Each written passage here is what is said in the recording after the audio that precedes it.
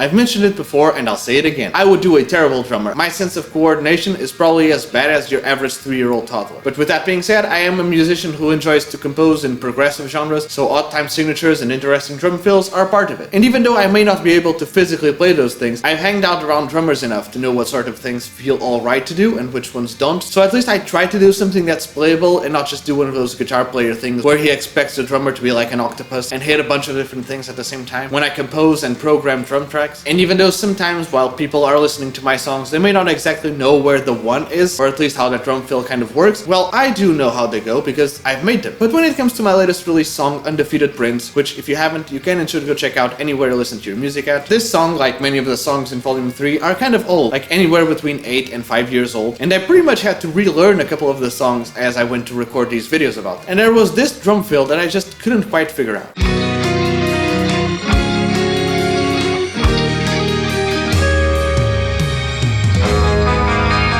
As I was practicing, I was trying to play along with the song and figure out how it goes, and even though I was hitting the right chords, when it came to the next section, I just wasn't hitting that A on time. So I pushed the song back and it was just counting and forgetting about the drums. I could sense where the 1 is, I mean, after all, it was basically 4/4, but something in the drum pattern just didn't feel right. And at least for me, different instruments can have different calls. Like there's this video with the singer of Tool and Rick Beato, where he mentions he sometimes asks the drummer for a ping on one of the cymbals to kind of trigger him to know where to come in. And I do the same thing with drum fills. Sometimes they're a bit chaotic, but they serve a purpose. They're kind of meant to sound cool and add a different rhythmic perspective to the song, but also to guide me. And somehow that drum groove that I programmed a long time ago and I thought sounded cool just wasn't giving me the vibes. It wasn't guiding me like it usually does. And so I had to, again, not only count the time signatures in and count all the measures, but I actually had to study the song for a while. And with that, I mean to like listen to it until it ingrained itself back into my brain again, because I was just very much lost. Now I'm pretty confident about playing it, but I want to know, does this sort of thing happen to you too, where you program a part, and then at the end, whether it's straight after you do it or even quite a bit afterwards, does it happen that you get confused and honestly kind of lost where everything is taking place in and why it is? If so, let me know. And while you're at it, don't forget to leave a like, comment, subscribe, turn on all the notifications, follow and stay tuned for more because I'm releasing new songs every week and I'm releasing new videos every day, twice a day. If you enjoyed this one, I'm sure you'll enjoy the other ones too. Perhaps even share them with a friend who might also enjoy them. In case it wasn't obvious already, go check out my latest release song, Undefeated Prince, anywhere you listen to your music at. And I want to once again thank all of you guys for the support on these songs and videos. It really has been amazing and I can only thank you so much, but it really means a lot and really makes a difference. I can only hope to see you in another video, but until then,